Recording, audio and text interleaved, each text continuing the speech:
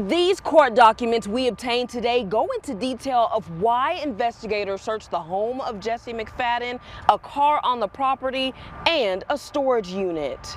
These search warrant affidavits released by Okmulgee County Wednesday provide new details about the days before 6 people were shot in Henrietta 2 weeks ago. According to one document, the last conversation Jesse McFadden's mother had with him on the night of April 30th, Jesse said he was not going back to prison and that he decided to kill himself. I don't know what his thought process was. Whether he planned this, and if he did, how long, I don't have any evidence to base an opinion one way or the other. Investigators obtained a search warrant for the home on Holly Drive, where 7 bodies would later be discovered on the property.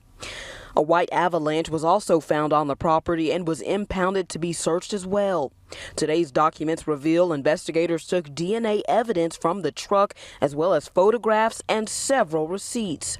May 6th, the Okmulgee DA requested OSBI fully take over the investigation and gather additional information and evidence, which was still located on the property.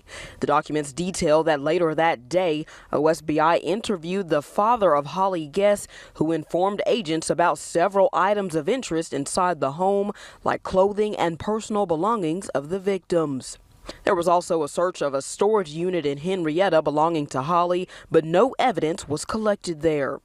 The OSBI in a statement said they've been in communication with the families involved and have been working to keep them informed on the progress of the case, along with conducting further interviews and searching additional locations and properties. And we asked the OSBI for a comment today, but they tell us there is nothing further to add and that this is an ongoing investigation.